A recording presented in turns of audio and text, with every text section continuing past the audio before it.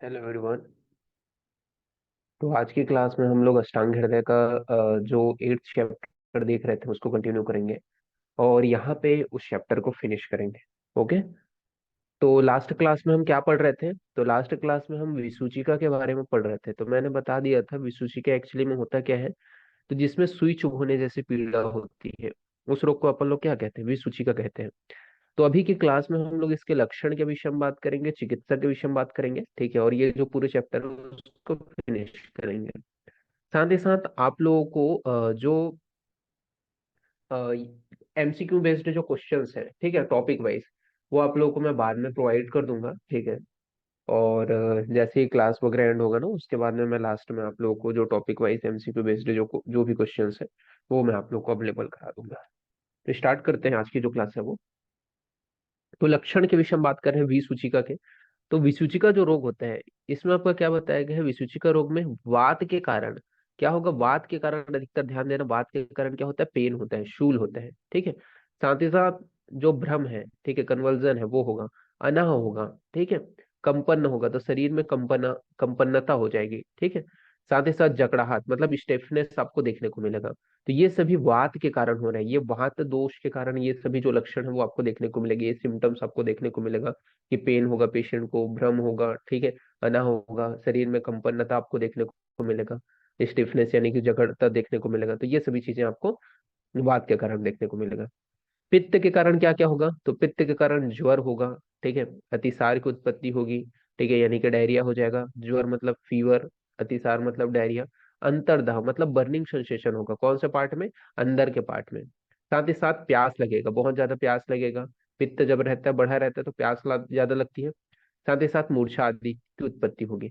तो पित्त के कारण ज्वर, अतिसार, अंतर्दाह, प्यास और मूर्छा आदि लक्षण उत्पन्न होंगे। कफ के कारण क्या होगा? तो कफ के कारण वोमिटिंग होगा, वमन होगा, शरीर में गौरता आ जाएगा, ठीक है, हैवीनेस आएगा, वाक शंग होगा, ठीक है, तो बोलने में कठिनाई होगा। और स्टीवन, ठीक है, स्टीवन मतलब ये बोल सकते हैं कि जो बार बार थूक का आना माउथ में, ठीक है, तो वो आपको देखने को मिलेगा। स्प्लिट का आना, ठीक है, तो वो आपको देखने को मिलेगा। तो ये आपको किसके अंतर्गत? कफ के कारण देखने को मिलेगा। तो वोमिटिंग, ठीक है, गौरवता, हेवीनेस, वागशंक और स्टीवन, ये सभी लक्षण बताए गए। बात करें इसके ट्रीटमेंट के विषय में, चिकित्सा के विषय में, तो चिकित्सा में बताया गया है कि अत्यधिक बढ़ा हुआ जो विसिजुका रोग होता है उसमें क्या होता है? जो एड़ी होते हैं, ठीक है, ये वाला जो पार्ट होता है, ठीक है, तो एड़ी में क्या होता है? दह कर्म कराना श्रेष्ठ बताया गया है। तो ये चीज ऑलरेडी मैंने प्रीवियस क्लास में बता दिया था कि एड़ियों में दह कर्म कराना श्रेष्ठ बताया गया है।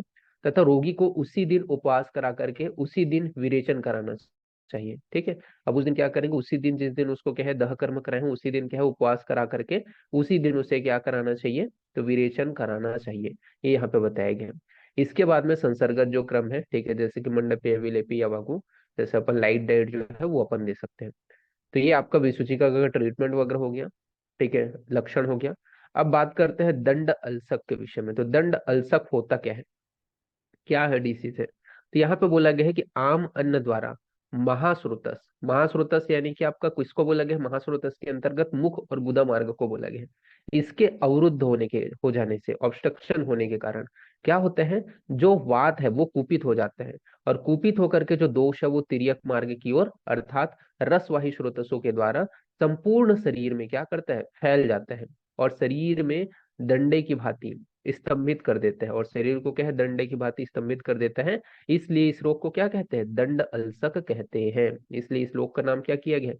दंड अल्सक। तो आम, आम मतलब जो अपक्व आहार है, रात में आपने जो भी भोजन किया था या फिर जो भी भोजन है जो पक्का नहीं है, डाइजेशन नहीं हुआ, तो अपक्व जो अन्न है वो क्या करेगा? महास्रोतस जो है शरीर के यानी कि मुख और गुदा मार्ग को ऑब्स्ट्रक्शन करते हुए, अवरुद्ध करते हुए क्या करेगा? अत्यधिक कुपित होकर के वात आदि दोष को तिर्यक मार्ग अर्थात रसवाही स्रोतसों के द्वारा संपूर्ण शरीर में फैला करके डंडे की भांति स्तंभित कर देता है। किसकी भांति? डंडे की भांति स्तंभित कर देता है। इसलिए इस रोग को क्या कहते हैं? दंड अल्सक कहते हैं। इस वजह से इस रोग को क्या कहते हैं? डंडे की भांति स्तंभित कर रहे हैं, इस वजह से दंड अल्सक कहते हैं। अब ट्रीटमेंट में बोला गया है कि जो कुशल चिकित्सक होते हैं, ठीक है, जो अच्छा डॉक्टर होते हैं, जो सभी चीज को जानने वाला होते हैं, वो क्या है? इसकी चिकित्सा नहीं करता, उसको इसका ट्रीटमेंट नहीं करना चाहिए, क्योंकि ये क्या करता है? जल्दी से व्यक्ति को मृत्यु की ओर ले जाता है, तो शीघ्र मारक होते हैं। इस वजह से जो कुशल चिकित्सक होता है वो इसका ट्रीटमेंट नहीं करता। ये यहाँ पे आपका बताया गया है, ठीक है। नाउ बात करते हैं आम दोष के निदान व लक्षण के विषय में। तो आम दोष किसको बोलते हैं? तो आम विष, ठीक है, उसे ही क्या बोला गया? आम विष भी बोला गया। तो इसके विषय में बात कर लेते हैं। क्या होता है ये आम दोष या आम विष, किसको बोला जाता है? तो यहाँ पे बोला गया है कि विरुद्ध आहार एवं अध्यशन का सेवन करने से, ठीक है। तो क्या है, कोई बहुत मतलब विरुद्ध आहार, जैसे मैंने बता दिया था, ठीक है, कि बहुत सारे ऐसे आहार है जिनको साथ में सेवन नहीं करना है, जिसका वीर्य आपका उष्ण है, शीत है, इस प्रकार के जो आहार है उनको अपने को साथ में सेवन नहीं करना है, वो आपके क्या है, विरुद्ध आहार के अंतर्गत आते हैं। ठीक है, इसके अलावा अध्यशन नहीं करना है, तथा अजीर्ण अवस्था में आहार करने वाले जो व्यक्ति हैं, ठीक है, अजीर्ण मतलब रात का भोजन डाइजेस्ट नहीं हुआ है और उसके बावजूद सवेरे को भोजन कर रहे हैं, ऐसे आहार करने वाले जो व्यक्ति होते हैं, उनमें विष के लक्षण वाले अत्यंत कष्टदायक आम दोष उत्पन्न होते हैं। उसमें क्या है, पॉइजनस, एक हिसाब से जिस प्रकार से पॉइजन हानि पहुंचाता है, उसी प्रकार के लक्षणों वाले क्या होता है, आम दोष की उत्पत्ति होती है। किसको आम दोष की उत्पत्ति होती है? तो जो विरुद्धार करते हैं, ठीक है, यानी कि जो दो चीजें हमने पहले पढ़ चुके हैं प्रीवियस क्लास में, कौन सी चीजें विरुद्धार में आती है, कि दो चीजें उष्ण शीत जो अपने को मिक्स करके नहीं खाना है, अध्यशन हो गया, ठीक है, और भोजन आपका डाइजेस्ट नहीं हुआ फिर भी आप भोजन कर रहे हो, तो इसके वजह से क्या होता है, विष लक्षणों वाला अत्यधिक कष्टदायक आम दोष की उत्पत्ति होती है। ये यहाँ पे आपका बताया गया है। इसमें बोल से युक्त होने के कारण आम विष के रोगी का चिकित्सा नहीं करना चाहिए। तो विष के दोषों के लक्षणों से युक्त होने के कारण क्या है, आम विष रोगी को जो है चिकित्सा नहीं करना चाहिए, क्योंकि आम दोष में उष्ण उपचार एवं विष में शीत उपचार का विधान बताया गया है। क्योंकि जो आम दोष होता है उसमें अपने को क्या करना है, हमेशा उष्ण चिकित्सा करना है, उष्ण ट्रीटमेंट करना है, और विष में हमेशा शीत चिकित्सा का विधान बताया गया है। ठीक है, तो ये यहाँ पे आपका बताया गया है। तो ये आपका आम दोष हो गया, समझ में आ गया, आम विष इसको बोलते हैं। अब ये आम दोष अगर शरीर में उत्पन्न हो गया तो इसका ट्रीटमेंट कैसे करेंगे, ठीक है, चिकित्सा कैसे करेंगे, ये यहाँ पे आपका बताया गया है। तो ट्रीटमेंट के विषय में बताया गया है कि आम दोष में उत्पन्न विकारों का शमन अपतर्पण चिकित्सा से होता है। तो आम दोष में जितने भी विकार उत्पन्न हुए हैं, आम दोष में उत्पन्न विकारों का जो शमन करने हैं, ठीक है, वो किसके द्वारा करेंगे, अपतर्पण चिकित्सा के द्वारा होता है, अपतर्पण क्रिया के द्वारा उसका शमन करेंगे। अतः दोषों में देश काल तथा अग्नि का विचार करके क्रमशः तीन प्रकार से अपतर्पण से लंघन, पाचन, ठीक है, शोधन चिकित्सा करना चाहिए। तो यहाँ पे अपने को समन चिकित्सा करना है। समन चिकित्सा मतलब क्या होता है, अपन मेडिसिन दे करके ही आम दोष को ठीक करेंगे। ठीक है, साथ ही साथ अपतर्पण, अपतर्पण जो चिकित्सा है वो अपन कराएंगे। शरीर में जो भी दोष बढ़े हुए हैं जैसे वात पित्त कफ, इसको अपने को ध्यान देना है कि कौन सा देश है, कौन सा टाइम चल रहा है, कौन सा अग्नि है, इसका विचार करके क्रमशः तीन प्रकार का अपतर्पण चिकित्सा, जैसे कि लंघन मतलब फास्टिंग थेरेपी, पाचन मतलब डाइजेशन करने वाले मेडिसिन का देना, संशोधन मतलब पंचकर्म का प्रयोग, ये अपने को करना है। आम दोष के अल्प होने पर, यानी कि अगर आम दोष बहुत ज्यादा कम है तब क्या करेंगे अपन लोग, लंघन कराएंगे, ठीक है, उसको फास्ट रखने के लिए बोलेंगे, उसके माध्यम से उसका चिकित्सा करेंगे। लंघन पाच, और क्या है, अगर दोष जो है मध्यम है, ठीक है, अगर बहुत कम है तो लंघन करा दिए, मध्यम है तो लंघन तो कराएंगे ही कराएंगे, साथ ही साथ उसको पाचन औषधि भी दे देंगे। अब साथ ही साथ जब दोष बहुत ज्यादा बढ़ा हुआ है तो संशोधन क्रिया कराएंगे, यानी कि पंचकर्म का प्रयोग करेंगे। इसके अलावा वात अनुलोमक जो फल वर्ती है, ठीक है, जो वात की दिशा को अनुलोमित कर दे, ठीक है, अनुलोमन के विषय मैंने पहले भी बता दिए है, ठीक है, जो उसकी दिशा को परिवर्तित कर दे, अनुलोमन कर दे, ऐसे फल वर्तियों का, फल वर्तियों का, वर्ती मतलब क्या होता है, जैसे मैंने बताया था कॉटन पीस आप बनाते हो, ठीक है, उसमें फल के रस का प्रयोग कर रहे हो तो उसको अपन फलवर्ती कहते हैं। उससे अपने को क्या है, स्वेदन कराना है, ठीक है, और साथ ही साथ औषधियों का भी प्रयोग करना है, ठीक है, वात अनुलोमक जो औषधि है उसका भी प्रयोग करना है, और स्वेदन भी कराना है, ये यहाँ पे आपका बताया गया, तो इसको आपको याद रखना है। फिर बात करते हैं अजीर्ण के निदान के विषय में। तो अजीर्ण के निदान में क्या बताया गया, इसको अपन देख लेते हैं। तो अजीर्ण के निदान में बताया गया है कि केवल अधिक मात्रा में भोजन करना ही आम दोष का कारण नहीं होता। केवल आप बहुत ज्यादा एक्सेसिव अमाउंट में भोजन कर रहे हो वही आम दोष का कारण नहीं होता, बल्कि इसके अन्य भी कारण होते हैं, बल्कि इसके कई और अन्य भी कारण हैं। जैसे कि अप्रिय या विबद्ध कारक, जला हुआ या फिर कच्चा, या पचने में क्या है, भारी, ठीक है, या फिर रूखा, गंदा, ठंडा, दह करने वाला, सूखा भोजन तथा अत्यधिक जलीय अंश वाला भोजन आदि भी क्या है, अजीर्ण को उत्पन्न करते हैं। तो ये चीज बताया गया, अजीर्ण के निदान में केवल अधिक मात्रा में भोजन करना ही आमदोष का कारण नहीं होते हैं, बल्कि इसके अन्य कारण भी है। क्या अन्य कारण है? तो अप्रिय विबंध कारक जो जल है, ठीक है, जला हुआ, कच्चा, पचने में भारी हो, ठीक है, या फिर रूखा हो, गंदा हो, ठंडा हो, दह करने वाला हो, सूखा भोजन हो, या अत्यधिक जलीय अंश वाला भोजन हो, आदि भी क्या है, अजीर्ण को उत्पन्न करता है। तो ये अजीर्ण के निदान में बताया गया है। ऐसे भू भोजन करोगे तो भी अजीर्ण उत्पन्न हो जाएगा। अब अजीर्ण के सामान्य लक्षण क्या क्या बताए गए हैं, इसको अपन देख लेते हैं।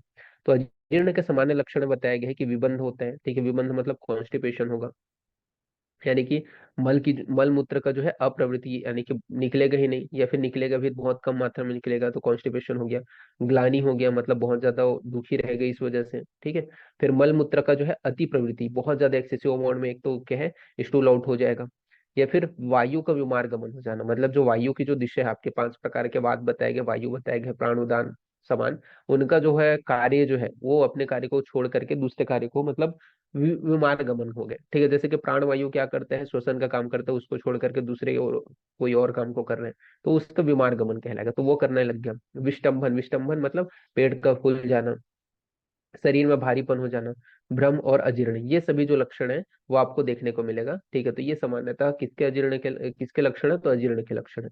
और दोषों के अनुसार अगर बात करें अजीर्ण के, आपको टाइप्स पूछे जाए, दोष के अनुसार अजीर्ण बताओ, तो वो आपके 3 भाग में बांटे गए हैं। एक होता है आपका आमाजीर्ण, ठीक है, तो एक होता है आपका सॉरी, एक होता है आपका आमाजीर्ण, एक होता है विषुब्धाजीर्ण, और एक होता है आपका विदग्धाजीर्ण। तो ये तीनों के विषय में अपन एक एक करके पढ़ लेते हैं। सबसे पहले अपन बात करते हैं आमाजीर्ण। आमाजीर्ण किसको बोला जाता है, तो कफ दोष के प्रकोप से होने वाला जो अजीर्ण होता है उसे क्या कहते हैं, आमा अजीर्ण कहते हैं। तो कफ दोष के प्रकोप के कारण उत्पन्न होने वाले अजीर्ण को क्या कहा जाता है, ये पूछे जाए तो आपको याद रखना है, आमा अजीर्ण कहा जाता है, ठीक है, कि कफ दोष के प्रकोप के कारण हो रहा है। अब इसमें क्या क्या चीजें लक्षण आपको देखने को मिलेगा, तो अक्षी में शोफ हो जाएगा, यानी कि स्वेलिंग हो जाएगा, ठीक है। गंड में शोथ हो जाएगा, यानी गले में स्वेलिंग हो जाएगा। आहार करने के तुरंत बाद में क्या है, जो डकार है, उद्गार है, वो आपको आएगा। सलाइवेशन एक्सेसिव होगा, लार स्त्राव जिसको अपन बोलते हैं। हल्लास मतलब जी मचलना आपको देखने को मिलेगा। साथ ही साथ शरीर में जो है भारीपन, ये सभी जो लक्षण है आपको देखने को मिलेगा। तो अक्षी में शोफ का होना, गंड में शोफ का होना, आहार करने के तुरंत बाद जो है उद्गार की उत्पत्ति का होना, लार स्त्राव होना, हल्लास होना, शरीर में भारीपन होना, ये सभी किसके लक्षण है, आम अजीर्ण के लक्षण है, ठीक है। फिर बात करते हैं विष्टब्ध अजीर्ण। विष्टब्ध अजीर्ण में क्या बताया गया, तो विष्टब्ध अजीर्ण के विषय में बात करें तो यहाँ पे बोला गया है कि वात के दोष के प्रकोप से होने वाला जो अजीर्ण होता है उसे अपन क्या बोलते हैं, विष्टब्ध अजीर्ण कहते हैं। जबकि विदग्ध अजीर्ण किसको बोलते हैं, तो पित्त के प्रकोप के कारण, ठीक है। आमाजीर्ण किसको बोल रहे थे, तो आमाजीर्ण कफ के कारण हो रहा था। विदग्धा जीर्ण किसके कारण हो रहा है, वात के कारण हो रहा है, वी से विदग्धा, ठीक है, और वी से वात, ठीक है। सॉरी, विष्टब्धा किसके वजह से हो रहा है, वात के कारण। विदग्धा, दग्ध क्यों होता है, दग्ध पित्त के कारण होता है, जलना क्यों होता है, पित्त के कारण, ठीक है। तो ये चीज को याद रखना। तो यहाँ पे वही चीज बताया गया है, विष्टब्धा जो अजीर्ण होता है उसमें वात दोष के प्रकोप के कारण होने वाला अजीर्ण है, ठीक है, विष्टब्धा जीर्ण कहते हैं। और इसमें क्या होता है, उदर में शूल होता है, abdomen में शूल होगा। मल मूत्र तथा अपान वायु का ऑब्स्ट्रक्शन हो जाएगा। आद्यमान यानी कि पेट में गुड़गुड़ाहट होगा। शरीर में शिथिलता आ जाएगा, ये सभी लक्षण आपको देखने को मिलेगा। तो abdomen में शूल का होना, मल मूत्र, ठीक है, अपान वायु का ऑब्स्ट्रक्शन हो जाना, आद्यमान, शरीर में शिथिलता, ये सभी लक्षण विष्टब्धा जीर्ण के हैं। फिर विदग्धा जीर्ण के विषय में बात करते हैं, तो पित्त दोष के प्रकोप से होने वाला जो अजीर्ण होता है उसको अपन विदग्धा जीर्ण कहते हैं। तो पित्त दोष के प्रकोप से होने वाला वो जीर्ण जो होता है उसे अपन क्या बोलते हैं, विदग्ध जीर्ण कहते हैं। और इसमें तृष्णा, तृष्णा की उत्पत्ति होती है, ठीक है, बहुत ज्यादा एक्सेसिव प्यास लगेगा। अम्लोदगार मतलब खट्टी डकार आएगी। मोह होगा, बर्निंग सेंसेशन होगा, दाह होगा, ठीक है। तो ये सभी लक्षण देखने को मिलेगा। आमा जीर्ण जो होता है उसमें क्या है, अब ट्रीटमेंट देखते हैं, ठीक है। तो आमा जीर्ण जो होगा उसमें अपन क्या है, लंघन चिकित्सा कराएंगे, ठीक है, मतलब उसको फास्टिंग थेरेपी कराएंगे, जो जो आपके कफ के कारण हो रहे हैं, ठीक है। जबकि जो विषटब्धा जीर्ण है, जो वात के कारण हो रहा है, उसमें अपन क्या करेंगे, स्वेदन कराएंगे, स्वेदन चिकित्सा कराएंगे, ठीक है। और विदग्धा जीर्ण जो पित्त के कारण हो रहा है उसमें अपन वमन चिकित्सा कराएंगे। तो ये चीज को आपको याद रखना है। तथा आवश्यकता अनुसार जो हितकर जो चिकित्सा है उसके लिए बेनिफिशियल जो चिकित्साएं हैं वो अपने को कराना है, तो ये यहाँ पे आपका बताया गया है। तो इसको आपको ध्यान रखना है, ओके, क्लियर हुआ। फिर बात करते हैं विलंबिका रोग क्या है, ठीक है। विलंबिका किसको बोलते हैं, इसके लक्षण क्या है, ट्रीटमेंट क्या है। तो विलंबिका के विषय में बताया गया है कि स्रोतसों में प्रभूत मात्रा में आम दोष के लीन होने के कारण, लीन होने के कारण उसमें मिल जाने के कारण, ठीक है, जो स्रोतस है वो सब बहुत ज्यादा मात्रा में आम दोष आ गए, ठीक है। तो वही बोला गया है कि स्रोतसों में प्रभुत मात्रा में आम दोष के लीन हो जाने के कारण विलंबिका नाम का जो रोग है वह उत्पन्न होता है। कौन सा, विलंबिका नाम का रोग उत्पन्न होता है। और विलंबिका रोग में कफ और वात दोष युक्त आमाजीर्ण के लक्षण मिलते हैं। ठीक है, तो विलंबिका रोग में कफ और वात दोष युक्त आमाजीर्ण के लक्षण मिलते हैं, इसलिए इसकी चिकित्सा आमाजीर्ण के समान ही करना चाहिए। तो इस वजह से इसका ट्रीटमेंट कैसे करना है, आमाजीर्ण के समान ही करना चाहिए, ये यहाँ पे आपका बताया गया है। फिर नेक्स्ट अपन आगे बढ़ते हैं, बात करते हैं रस शेषाजीर्ण। ठीक है, तो रस शेषाजीर्ण क्या है, इसके लक्षण क्या है, ठीक है, ट्रीटमेंट क्या है, इसके बारे में बात कर लेते हैं। तो यहाँ पे बोला गया है उद्गार, मतलब जो डकार है उसके शुद्धि हो जाने पर, ठीक है, वो जब शुद्ध हो जाते हैं, आहार के पच जाने पर, ठीक है, जब भोजन का डाइजेशन हो गया है, तथा अन्न में अरुचि, हृदय में पीड़ा बनी रहती है। ठीक है, तो आहार पच गए है, उद्गार भी शुद्ध हो गया, फिर भी कई बार ऐसा होता है कि भोजन खाने की इच्छा नहीं होती, यानी कि अरुचि रहेगा, हृदय में थोड़ा बहुत पीड़ा बना रहेगा, तो अजीर्ण की इस अवस्था को क्या बोलेंगे, रस शेषा अजीर्ण बोलेंगे। ठीक है, तो रस शेषा अजीर्ण अपन बोलेंगे। अब इसमें क्या बोला गया है, तो इनमें बिना भोजन किया हुआ दिन में थोड़ी देर सो लेना चाहिए। ठीक है, मतलब दीवा शयन करने के विषय में बताया। तो पूछा जाता है कि रस शेषाजीर्ण में ट्रीटमेंट क्या कराते हैं, तो इसमें क्या कराएंगे, जो पेशेंट है उसको थोड़ी देर तक दीवा शयन कराने के लिए बोले हैं, ठीक है, भोजन किए बिना। तो ये आपको याद रखना है। नोट पॉइंट में यहाँ पे आपका बताया गया है कि अन्य अजीर्णों में भी दीवा शयन कराना चाहिए, तथा भूख लगने पर अल्प व लघु आहार देना चाहिए। तो यहाँ पे अपन अन्य भी जो अजीर्ण अपन तक पढ़े हैं उसमें भी अपन दीवा शयन करा सकते हैं, लेकिन जब उसको भूख लग रहा है पेशेंट को, ठीक है, तो उसे अल्प मात्रा में भोजन कराएंगे। फिर बात करते हैं अपन लोग शमशन के विषय में। तो शमशन क्या है, तो शमशन में बोला गया है कि पथ्य और अपथ्य भोजन को एक साथ मिला करके सेवन करने को ही शमशन कहा जाता है। तो पथ्य और अपथ्य भोजन को एक साथ मिला करके सेवन करना ही क्या कहलाएगा, शमशन कहलाएगा। ये शमशन के विषय में बताया गया है। फिर बात करते हैं अध्यशन किसको बोलते हैं। तो अध्यशन में बोला गया है कि भोजन के पच जाने से पहले पुनः भोजन करने को ही अध्यशन कहा जाता है। तो भोजन के पच जाने के पहले, ठीक है, भोजन डाइजेस्ट नहीं हुआ है उसके पहले ही पुनः आप भोजन कर लोगे तो उसे अपन क्या बोलेंगे, अध्यशन कहेंगे। तो ये छोटे छोटे टर्मिनोलॉजी याद रखो, समसन अध्यशन कई जगह यूज होगा। ठीक है, कि समसन मतलब पत्य अपत्य भोजन को एक साथ मिला करके सेवन करना, वो समसन कहलाएगा। अध्यशन मतलब भोजन के पचे जाने से पहले पुनः भोजन करना, अध्यशन कहलाएगा। फिर बात करते हैं विषमासन। विषमासन किसको बोलेंगे, कि असमय में अल्प या अधिक मात्रा में भोजन करना ही विषमासन कहलाता है। कि असमय में अल्प या अधिक मात्रा में भोजन करना ही विषमासन कहलाता है। तो ये चीज याद रखना, तीनों का टर्मिनोलॉजी अच्छे से ध्यान रखना, कि समसन किसको बोल रहे हैं, अध्यशन किसको बोल रहे हैं, और विश्वासन किसको बोल रहे हैं। फिर नोट पॉइंट में याद रखते हैं, तो ये तीनों ही क्या है, मृत्यु देने वाले होते हैं। तो ये आपका समसन अध्यशन और विश्वासन तीनों ही मृत्यु देने वाले होते हैं, भयंकर व्याधियों को उत्पन्न करते हैं। ठीक है, मतलब ये मृत्यु देने वाले भयंकर व्याधि को उत्पन्न करेंगे। ठीक है, मृत्यु देने वाले होते हैं और भयंकर व्याधि को उत्पन्न करते हैं, ये यहाँ पे आपको बताया गया है अध्यशन विश्वासन और समसन के विषय में। तो ये चीज को याद रखना। फिर बात करते हैं आहार सेवन विधि के विषय में, मतलब किस प्रकार से आपको भोजन सेवन करना चाहिए। ठीक है, तो यहाँ पे बोला गया है कि उचित समय में, तारतम्य, ठीक है, उचित समय मतलब एक निश्चित आपका टाइम रहना चाहिए, जैसे कि ब्रेकफास्ट का टाइम रहता है, ठीक है, लंच का टाइम रहता है, डिनर का टाइम रहता है, तो एक फिक्स टाइम रहना चाहिए। तो उचित समय, तारतम्य मतलब जो आपको शरीर को सूट करे। ऐसा नहीं है, कई लोग को जैसे कि एग्जांपल के लिए जो वेजिटेरियन है उनको नॉनवेज के सूट नहीं करता, ठीक है, तो उनके शरीर के लिए क्या है, वेज जो है वो सातम्य हो गया। ठीक है, तो वही चीज बोला गया कि जो सातम्य मतलब उनको खाने से कोई प्रॉब्लम ना हो, एलर्जी वगैरह ना हो या कुछ भी प्रॉब्लम ना हो, ठीक है, तो उसको बोलेंगे सातम्य। ठीक है, जो उसके शरीर के लिए बेनिफिशियल हो। तो सातम्य भोजन शुद्ध व हितकर, ठीक है, जो शुद्ध हो, हितकर हो, स्निग्ध लुब्रिकेटेड हो, लुब्रिकेशन प्रोवाइड करने वाला हो, उष्ण हो, गर्म हो, लघु हो यानी कि आसानी से पच जाए, मधुर रस वाला हो, ठीक है, तथा षड रसों से युक्त जो भोजन है वो करना चाहिए, ये यहाँ पे बोला गया है। अब भोजन करते समय जब खाना खा रहे हो उस समय तन्मय पूर्वक मतलब पूरा मन लगा करके आपको भोजन करना है अच्छे से, न कि अधिक शीघ्रता के साथ में कि मुझे कुछ काम के लिए जाना है, या फिर बहुत ज्यादा धीरे धीरे कि अब भाई मैं आराम से खाना बस तो खाऊंगा बस ऐसे करके। तो आपको बहुत जल्दी से भी नहीं करना है और बहुत धीरे धीरे भी नहीं करना है। साथ ही साथ स्नान करने के बाद में भूख लगने पर ही भोजन करना है। तो स्नान करने के बाद में जब आपको भूख लगता है तभी भोजन करना चाहिए।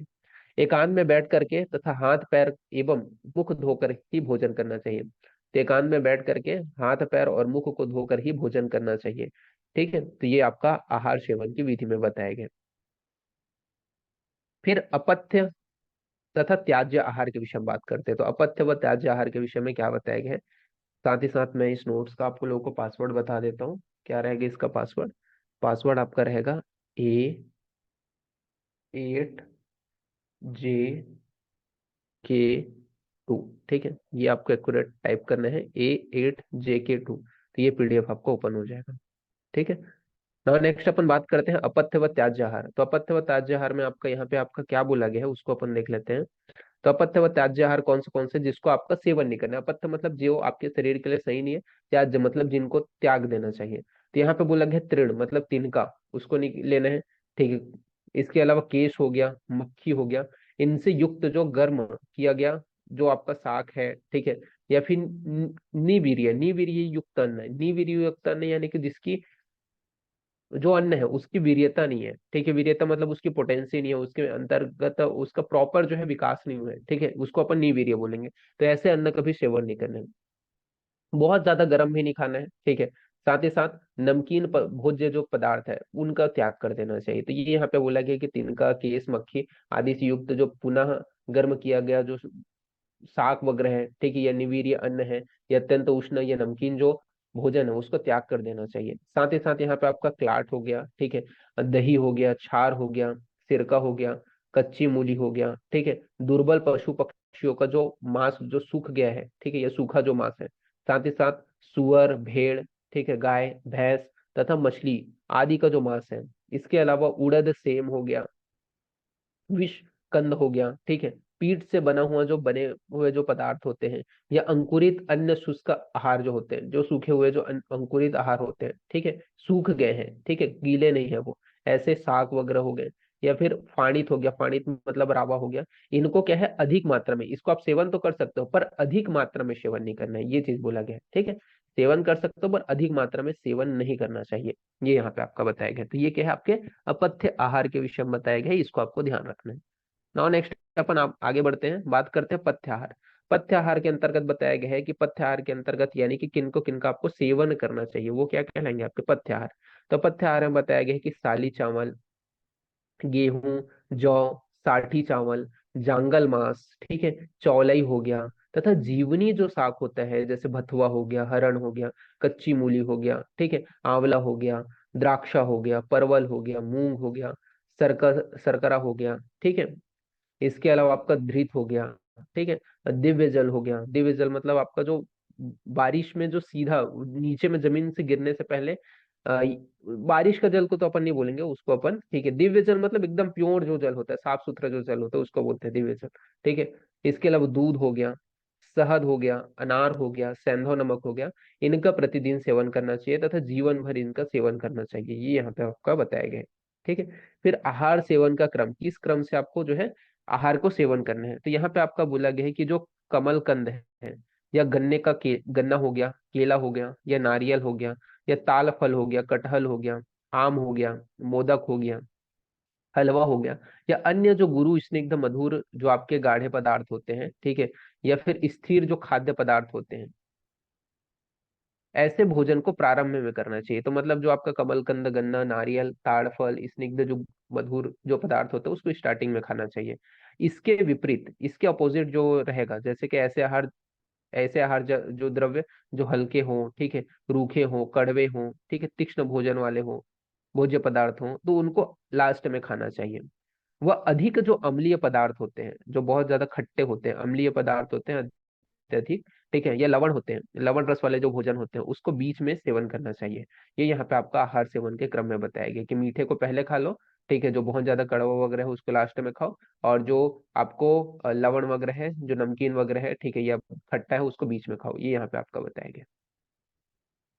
फिर अन्नपान का विभाजन बताया गया। ठीक है, अन्नपान जो करते हैं उसका जो है क्लासिफिकेशन, विभाजन यहाँ पे आपका बताया गया है। क्या बोला गया है कि अमाशय के 4 भाग में से 2 भाग, ठीक है, अमाशय है, ठीक है, स्टमक है, उसके 4 भाग में से, उसके 4 भाग में से 2 भाग जो होता है, ठीक है, अब ये 4 भाग ऐसा करके मिला लो, तो इसमें से ये जो 2 भाग होगा वो किसके लिए होता है, तो वो अन्न के लिए होता है। एक भाग जो होगा वो किसके लिए रहेगा, तो द्रव्य यानी कि लिक्विड पदार्थ के लिए रहेगा, और एक भाग जो रहेगा वो वायु के लिए रहेगा, वात के लिए रहेगा, ये यहाँ पे आपका बता दिया है। तथा दोषों की क्रिया मतलब वात आदि दोषों की क्रिया के लिए छोड़ दिया जाता है, मतलब 2 भाग में अन्न रहेगा, एक भाग में लिक्विड रहेगा और एक भाग में वात रहेगा। तो ये क्या है, आपका अन्नपान का जो विभाजन है, ठीक है, वो शरीर में बताया गया। फिर बात करते हैं अनुपान किसको बोलते हैं, अनुपान किसको बोला जाता है, इसके विषय में अपन बात कर लेते हैं। तो अनुपान के विषय में बताया गया है कि जो यव है, जैसे कि जौ जिसको अपन बोलते हैं, गेहूं धूम यानी कि गेहूं होता है, इनसे बने हुए जो पदार्थ होते हैं उनको खाने के उपरांत तथा दधी मांस विष एवं मधु का सेवन करने के बाद में शीतल जलपान ही क्या कहलाएगा, अनुपान कहलाएगा। ठीक है, तो जब आप जौ खाते हो, गेहूं खाते हो, इनसे बने हुए जो पदार्थ है, या दधी वगैरह, ठीक है, इनका सेवन करते हो, या मधुर पदार्थ जब सेवन करते हो, ठीक है, उसके बाद में जब आप ठंडा पानी पीते हो, वही क्या कहलाता है, आपका अनुपान कहलाता है। ये यहाँ पे बताया गया। ठीक है, या फिर अनुपान, अब जरूरी नहीं है कि जल ही पियो, और कुछ भी पी सकते हो, ठीक है, जो लिक्विड पदार्थ हो तो वो अनुपान कहलाएगा। अब यहाँ पे उत्तम अनुपान के लक्षण क्या है, जो अच्छा अनुपान रहेगा वो क्या रहेगा, वो बोल लगे हैं। तो जो आहार द्रव्य के गुण के विपरीत गुण वाला हो, ठीक है, तो आहार गुण के विपरीत, जैसे कि आप खा रहे हो मधुर, तो उसके विपरीत गुण वाला हो, किंतु उसका विरोधी ना हो। ठीक है, उसके विपरीत तो गुण रहे पर उसका विरोध ना करे,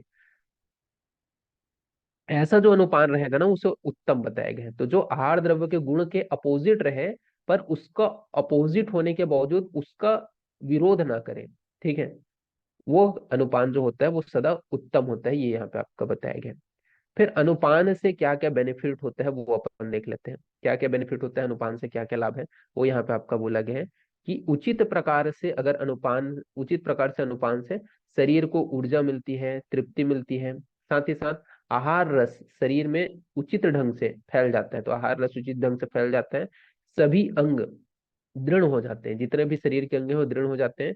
सेवन किया गया भोजन शिथिल एवं क्लीन हो जाता है। ठीक है, तो सेवन किया जाए भोजन जो होता है वो शिथिल और क्लीन हो जाता है, और उचित ढंग से पच जाता है, उचित ढंग से उसका डाइजेशन हो जाता है।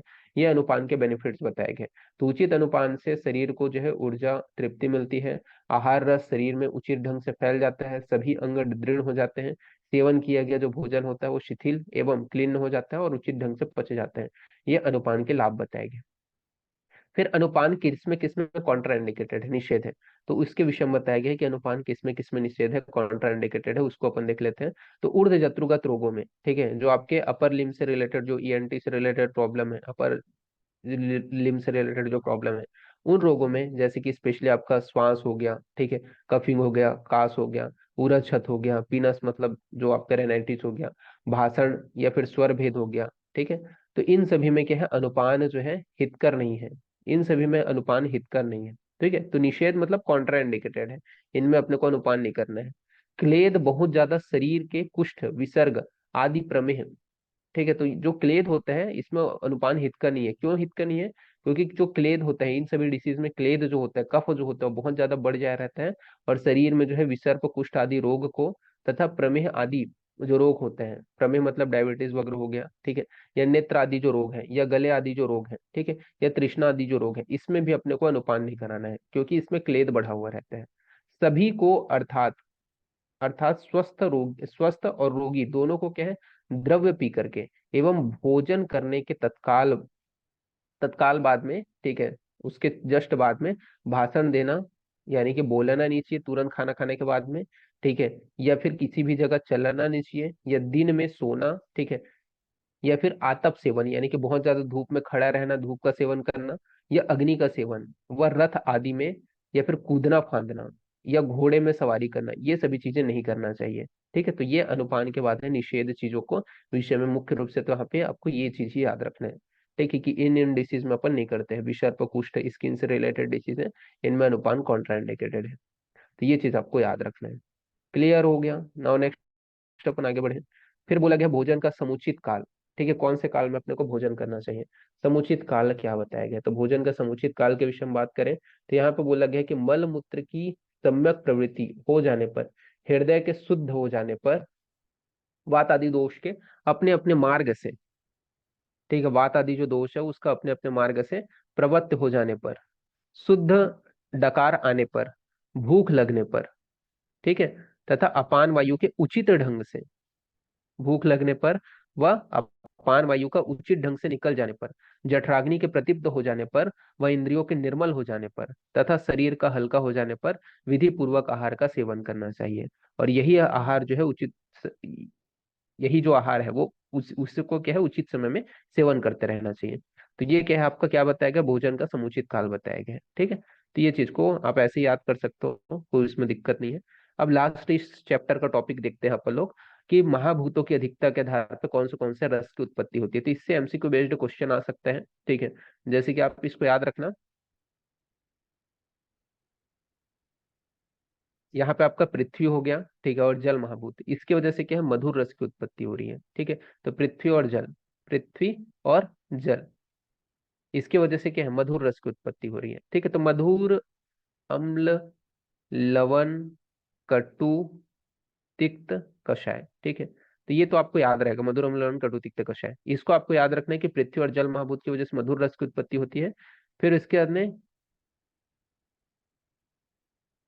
पृथ्वी और अग्नि महाभूत की वजह से अम्ल रस की उत्पत्ति होती है, ठीक है। फिर जल और अग्नि महाभूत की वजह से इसका लवण रस की उत्पत्ति होती है। इसी प्रकार वायु और आकाश महाभूत के कारण तिक्त रस की उत्पत्ति होती है। वायु, सॉरी, वायु और आकाश महाभूत, ठीक है, इसके कारण आपका क्या है, तिक्त रस की उत्पत्ति होती है। और वायु और अग्नि के कारण कटु रस की उत्पत्ति होती है। और वायु और पृथ्वी के कारण क्या हो रहा है, आपका कसाय रस की उत्पत्ति हो रही है। तो पीजे पाजा, ठीक है, ऐसा करके आप याद कर सकते हो। पीजे पाजा से आपका मधुर, अम्ल, लवण याद हो जाएगा, ठीक है, कि आपका पृथ्वी और जल से मधुर, ठीक है, पृथ्वी और अग्नि से अम्ल, और जा, जैसे आपका क्या है, जल और अग्नि से आपका लवण। फिर वाक, वाप, ठीक है, तो वाक, वाप, दो तीन बार याद करोगे तो हो जाएगा। तो वह से आपका वायु, और आग से आपका आकाश, ठीक है, इससे तिक्त। फिर वायु और ए से अग्नि, इससे आपका कटु। और वीपी यानी कि वायु और पृथ्वी से आपका कसाय। तो इस प्रकार से ये 8th चैप्टर आपका फिनिश होता है, ठीक है। एमसीक्यू बेस्ड जो क्वेश्चन है वो आपको मैं पीडीएफ में प्रोवाइड कर दूंगा, ठीक है। तो अभी के लिए इतना सॉरी, इतना ही। नेक्स्ट क्लास में अपन इसके आगे के चैप्टर देखेंगे। ओके, तो फिर थैंक यू क्लास।